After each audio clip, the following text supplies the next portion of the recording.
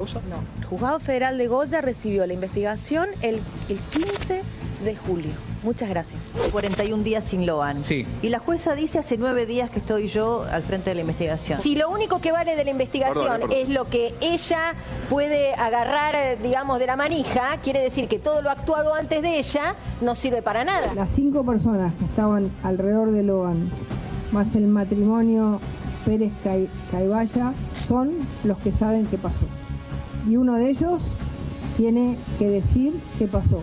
O el comisario Maciel, que puede haber sido parte del encubrimiento.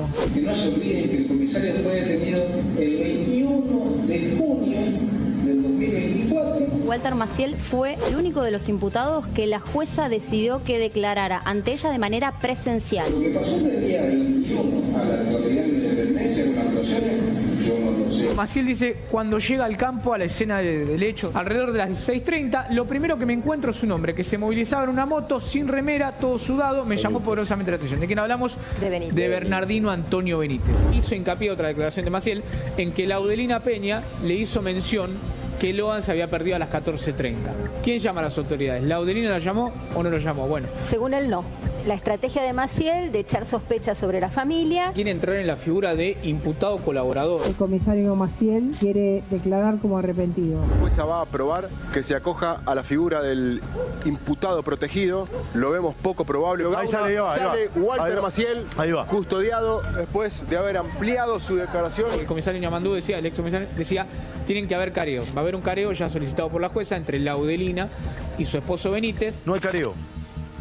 No, ella no quiere hablar con el marido. Ella dice, ¿por qué se fue al Naranjal allá? Él se quedó con los chicos. Se siente que está detenida por Codazzi. Fue el que llevó a Laudelina repentinamente hasta Corrientes Capital para que declarara. Declaró, es una apreciación personal, que sentí como que se sacó una mochila de encima. Laudelina cree que su marido le hizo algo a Loan. Ella dice claramente, las 3 personas mayores que estaban con el marido, Ramírez y Millapi. Millapi vuelve con los chicos, por ende, los otros 2 personas serán los que se tienen que, no sé, cada uno se defenderá.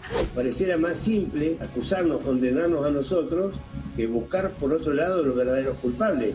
Somos los chivos expiatorios. Yo me siento así, acusado de un crimen que no cometimos. Estamos en esta situación por la mala fortuna de haber estado en el lugar equivocado en el momento equivocado. En concreto, ¿cuáles son las pruebas contundentes contra los 8 detenidos? Y mirá, lo que se tiene es un indicio primero, que es lo de la prueba odorológica, y después desconozco en realidad yo las demás pruebas que puedan tener ahora porque el secreto de sumario. ¿Qué opina respecto del botín? La mamá fue la que reconoció el botín y bueno, es la única prueba que se está teniendo concreta de que se pudo encontrar. Quien tuvo el botín en sus manos es quien tuvo a Loan en el último momento. El día domingo a las 5 de la tarde la familia completa va a salir a las calles a pedir por Loan. Sigamos pidiendo por Loan, hagámonos escuchar, que alguien nos explique qué pasó, que nos digan la verdad basta de tantas mentiras.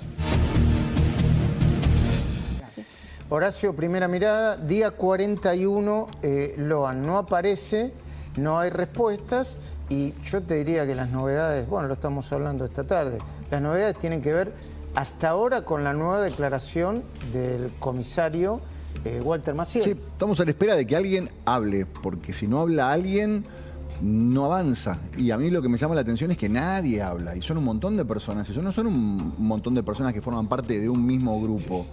Eso es lo que particularmente me llama la atención. Y al mismo tiempo la necesidad de la justicia o de quien sea de que pase algo y salen corriendo como locos ante cualquier versión. Pasa algo en esquina, salen todos corriendo para allá. Pasa algo en el sur y están todos desesperados por lo que pasa en el sur.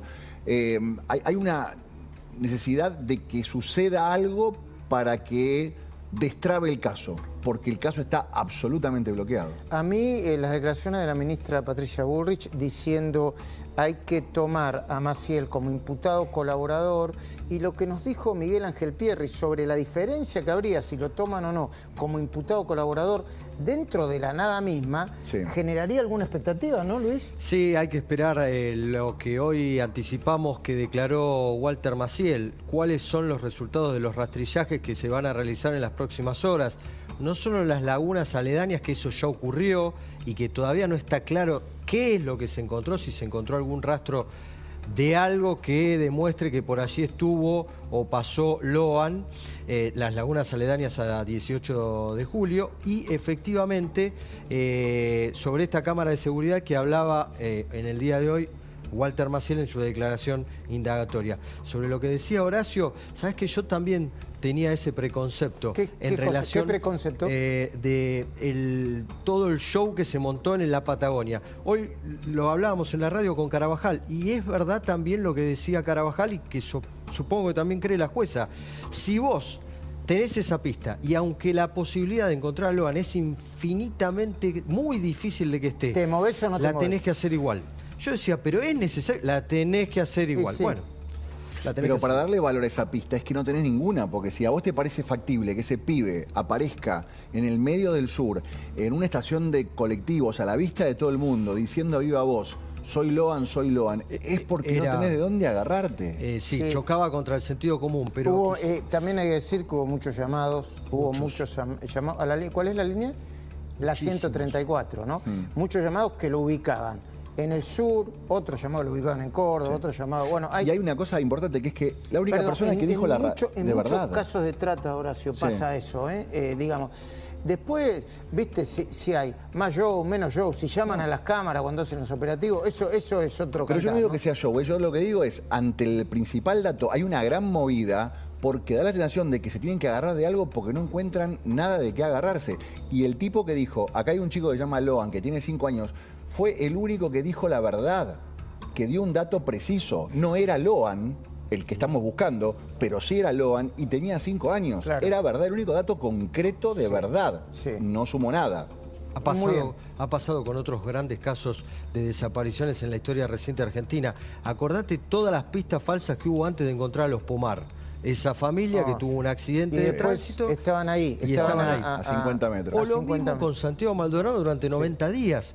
Fíjate las fechas, 90 días, los Pomar, un mes. Por eso quieren rastrillar por los mismos lugares que se rastrilló y no se encontró nada. Exactamente. Pero otra de las novedades del día de hoy fue Victoria Villarruel hablando, creo que fue en este caso en la exposición rural, ¿no? En la sociedad rural. Le pregunta, che, ¿qué onda? Bueno, no sé si fue así, ¿no? La pregunta, pero bueno, yo la estoy modernizando, remixeando. Che, ¿qué onda con el presidente Milei? ¿Está todo bien? Y respondió así la vicepresidenta. ¿Cómo está la relación con el presidente de la Nación? Bien, por supuesto, bien. ¿No se arrepiente con Karina Milei? Bien también. Vicepresidente, ¿no se arrepiente del tweet? Puede que el presidente criticara lo que usted dijo. No quiero quitarle relevancia a lo que vengo a hacer acá, que es apoyar al campo. Así que discúlpenme, pero será en otra oportunidad que hable de esa cuestión. Bueno, fue políticamente correcta, Lucas. Después vamos a revisar algunos cuadros que tienen que ver con el humor social y con imagen de dirigentes, pero este ruido todavía no se refleja en ninguna encuesta, ¿no? Este ruido entre Victoria Villarruel y una parte del gobierno, todavía no se refleja. No, lo que está claro por la evidencia que estamos observando es que esa relación entre el presidente y la vicepresidenta se ha deteriorado al punto de uno pensar si es recuperable, ¿no? Porque sobre todo este conflicto con la situación de los jugadores y la relación con Francia. Bueno, porque los dos actores han dado evidencia de que, se desconfían, que han tenido actitudes de reproche del uno al otro. Ahora, lo interesante es pensar, cuánto esto puede afectar al rumbo de gobierno. Hemos tenido en la historia argentina muchos ejemplos de presidentes con vicepresidentes Qué problema, con un vínculo roto. Dicen que es un problema político por un lado y de organización institucional por el otro, que tiene que ver con las elecciones. O sea, lo voy a plantear así, no te quiero interrumpir, Lucas. Mirá, vos siendo vicepresidente de la Argentina, no estás a tiro de decreto. Si se te ocurre, sos malo, bueno, o se te pasa por la cabeza o por el corazón, al minuto 1 de asumir, podés empezar una carrera política distinta al del presidente, que sos intocable igual. ¿Se entiende, no? Sí. Lo que quiero. En realidad es la legitimidad popular de origen, te autoriza a no necesariamente encuadrarte a la directiva o al liderazgo del presidente. Entonces, los vicepresidentes se sienten con margen de discrepar, y esto es lo que efectivamente está ocurriendo de vuelta en este caso, se sienten con margen para discrepar porque entienden que el presidente no los puede remover. Eso, bueno, entonces, ese es el punto.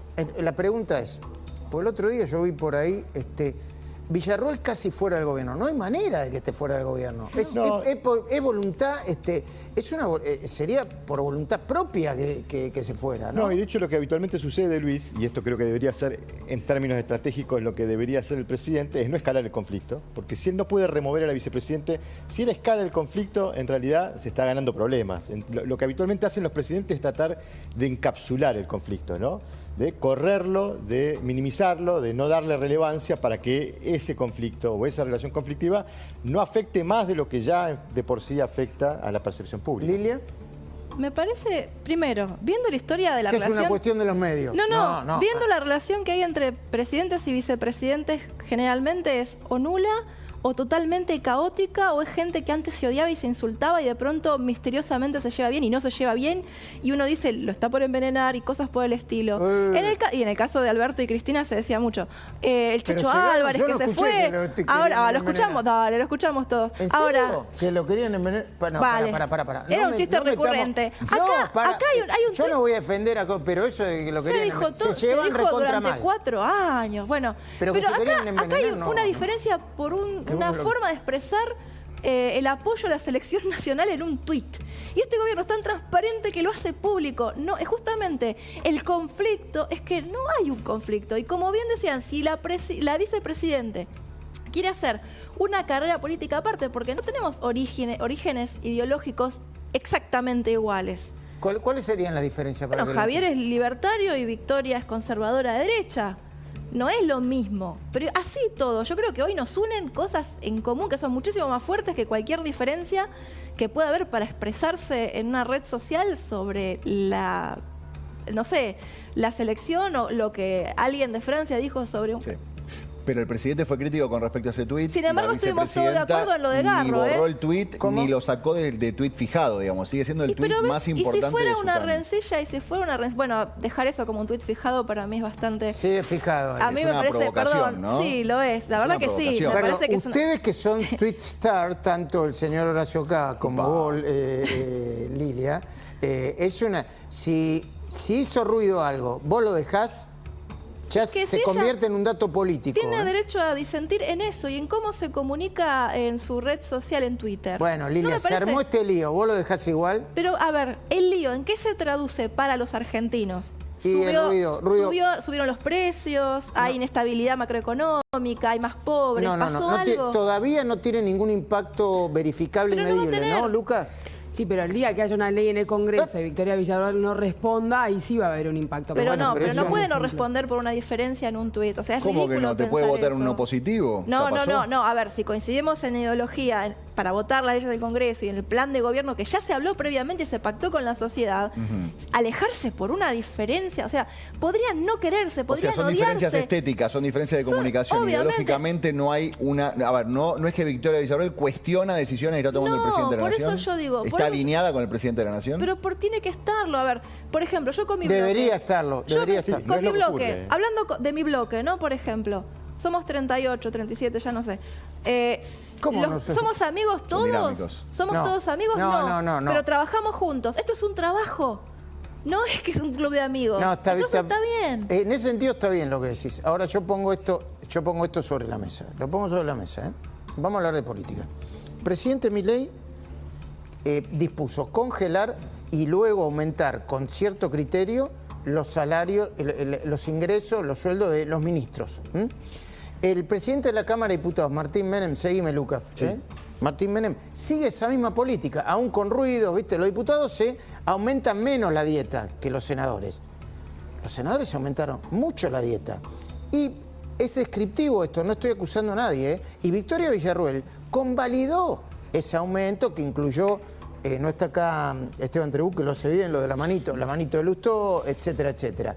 Hay ahí una diferencia que parece estética, pero es política, decisiones políticas, ¿no, Lucas? Sí, hubo dos antecedentes importantes de discrepancias en materia de estrategia política. Uno es ese, el otro es la autorización de Villarruel de la sesión que le permitió al Senado rechazar el DNU 70-2023. ¿Por qué ahí? A ver, bueno, porque se le cuestionó a la vicepresidenta que ella tenía según entendía desde la Casa Rosada, que tenía margen para evitar que esa sesión ocurriese. Bueno, efectivamente eso no ocurrió. La vicepresidenta dijo: yo no tengo autoridad sobre lo que los senadores deciden. Bueno, ahí hubo una discrepancia. Después hubo dos discrepancias que ya son de contenido, de orientación de política pública. Una es los cuestionamientos que la vicepresidenta hizo sobre la nominación de Ariel Lijo como candidato a ocupar un cargo en la Corte. Lo dijo expresamente en una entrevista.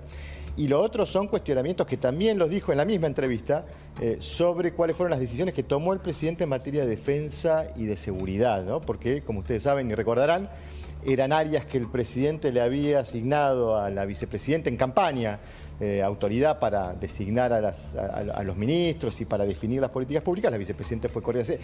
¿Tenemos antecedentes para sospechar que esa relación se ha deteriorado demasiado? No, y además hay análisis políticos claros. Sí, claro. Disculpame que te interrumpa. Uno, yo recomiendo una interesantísima nota de Marcelo Giofre, Giofre, en La Nación, donde habla de construir un liderazgo alternativo al de Milei, republicano y sin algunas cuestiones que tiene Milei, de forma y que tiene que ver con el gradualismo o el shock.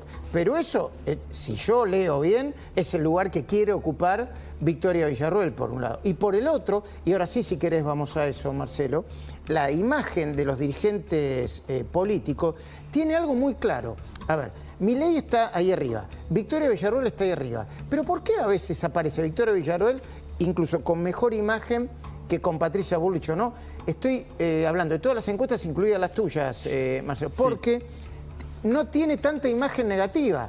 ¿Y por qué Victoria Villarroel no tiene imagen negativa? Porque como no ocupa un cargo ejecutivo, no toma decisiones. Entonces es bastante probable.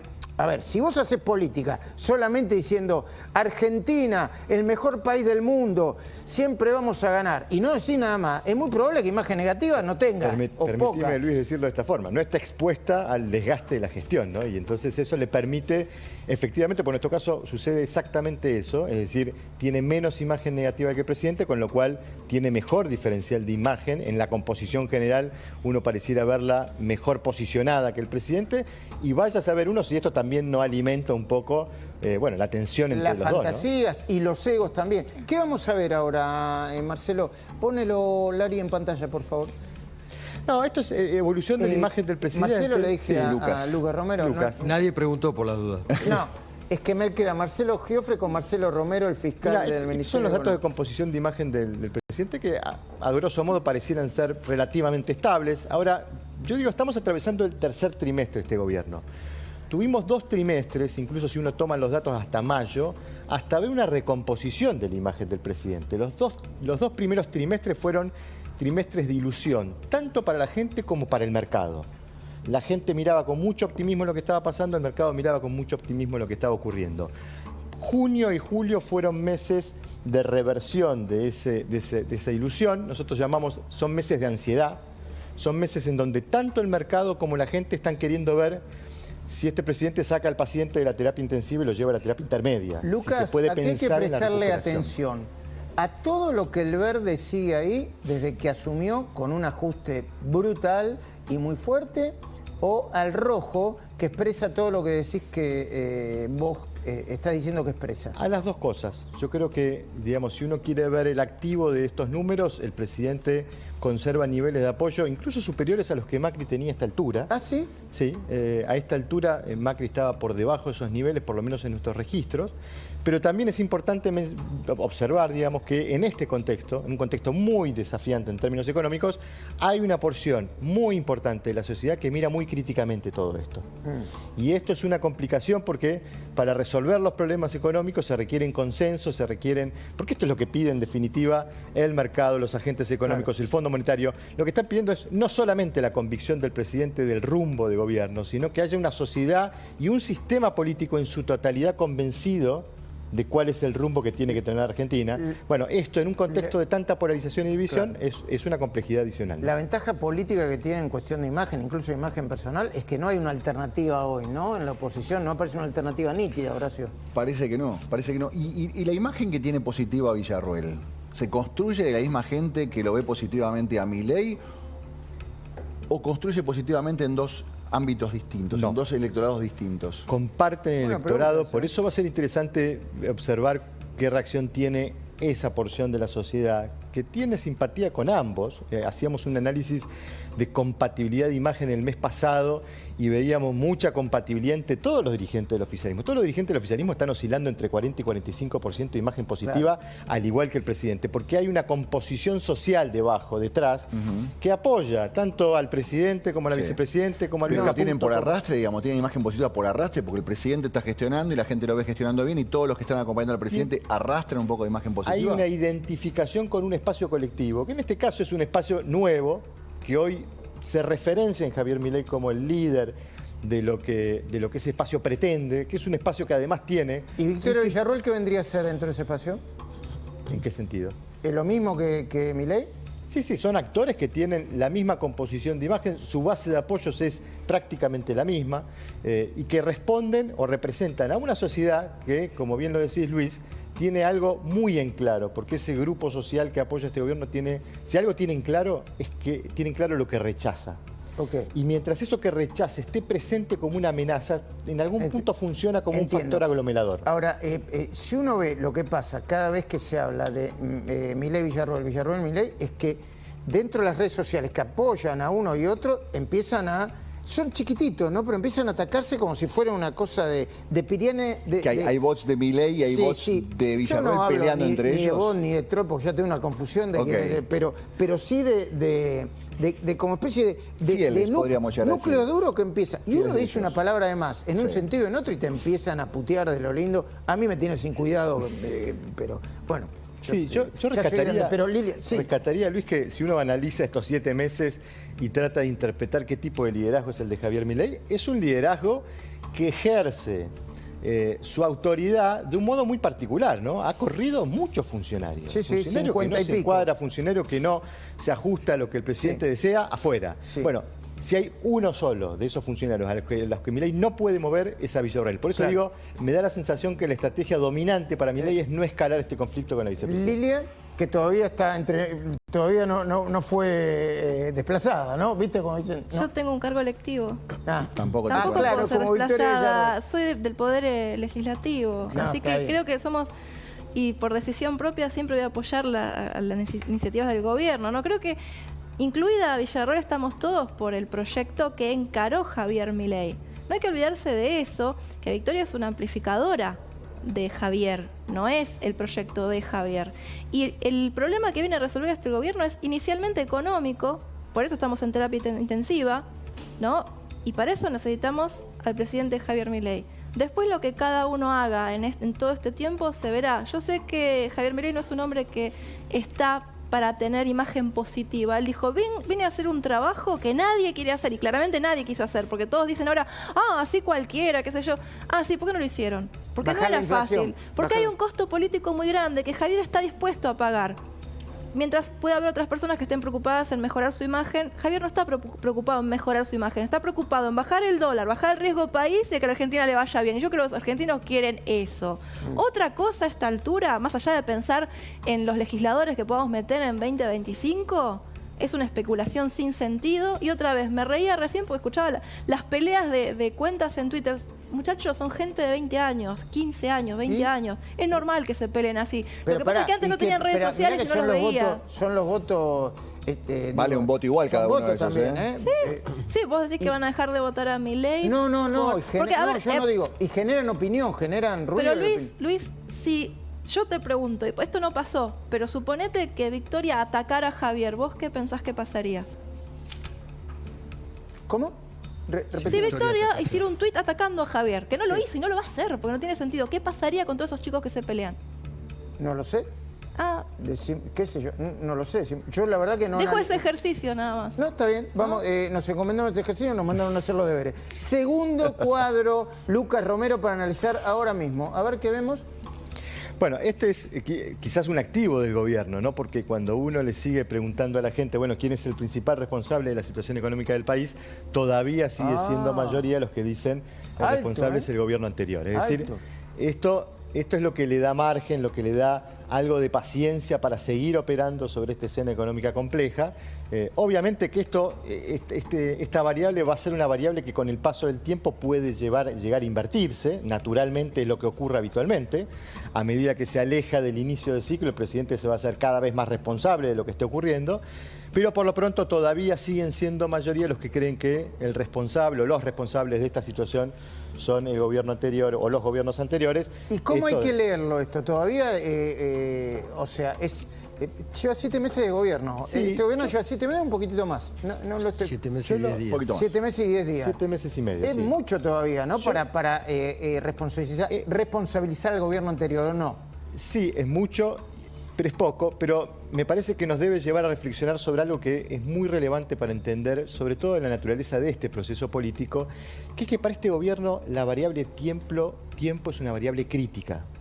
Este es un gobierno que no solo tiene que hacer cosas complejas, y las tiene que hacer bien, y tiene que resolver problemas muy complejos, sino que lo tiene que hacer en un tiempo determinado, porque la paciencia social no es infinita. La palabra paciencia es la clave acá, ¿no? Bueno, es la pregunta que nos venimos haciendo desde el comienzo. ¿Cuánto va a aguantar la gente un tratamiento que es doloroso? Aprovechamos en este último estudio a preguntarle a la gente cuánto más podés seguir aguantando hasta que vos veas lo que deseás ver en materia de resultados. Bueno, 50% todavía manifiesta algo de paciencia, 50% no. Está bastante dividido en eso. Pero me interesa destacar el foco en ese 13,6% que dice tener algo de paciencia, pero no mucho más, ¿no? Claro. Y que en algún punto marca que el límite de la paciencia social no está muy lejos en el horizonte. Que este es un gobierno que efectivamente demostró resultados en la principal demanda ciudadana, que era bajar la inflación. Más del 50% de los ciudadanos argentinos nos decían el 10 de diciembre que lo prioritario que tenía que resolver el presidente era bajar la inflación. Pero creo que, parafraseando con alguna vieja frase de la política, con bajar la inflación, sin bajar la inflación no se puede, con bajar la inflación pareciera que no va a alcanzar, en el sentido de que creo que el gobierno va a necesitar que la recuperación ayude a la gente a sentir el alivio de que mejora su calidad de vida y que luego de ese desgaste que se produjo durante los primeros meses por el shock inflacionario, bueno, es revertido con una mejora en el poder adquisitivo, con una mejora en la capacidad de consumo, con una mejora en la calidad de vida. ¿Lilia? Bueno, ya se está cumpliendo con la baja de la inflación, por eso tenemos que pasar a pensar en otros problemas a resolver. El gobierno había dicho que eran hasta 18 meses, 2 años para resolverlo, lo está resolviendo en tiempo récord, así que yo creo que tenemos tiempo para resolver las cosas todavía, porque si vos te dicen un puente entre 2 ciudades tarda 5 años en construirse y viene un arquitecto y te dice yo te lo hago en 6 meses, ¿vos qué decís? Ese puente no lo cruzo después. Este gobierno dijo 18 meses, 2 años. Lo está haciendo en 7, 8 meses, para fin de año quizás. Dicen, se acerca el momento de levantar el cepo. Ya se están haciendo movimientos hacia eso. El gobierno, el presidente no abandona el norte de su plan, que es cerrar el Banco Central, no defrauda a la gente que lo votó. Eso es lo importante. Se despiden funcionarios si no funcionan, se mantiene la moral de la gente de esa manera, estamos pasándola mal, era de esperarse. Era de esperarse. Nunca hay que olvidarse que siempre dijimos, podríamos haber sido Venezuela. Y eso ya no va a pasar. Es otra cosa muy importante. Hay que estar atento hablando de Venezuela para las elecciones del domingo. Dentro de una brevísima pausa, después de una brevísima pausa, ¿qué nos vas a presentar, Horacio? Entre todo esto, Milei no fue solo al Colón. Muy bien. Hiciste un suspenso que parecía que se pudría todo. No, entendemos. Luis Gasulla. Vamos a seguir contándote qué es lo que declaró Walter Maciel y además 2 cuestiones. ¿Hubo otro incendio el día que desapareció Loan? Y por otra parte, ¿qué antecedentes de pueblo narco tiene Nueva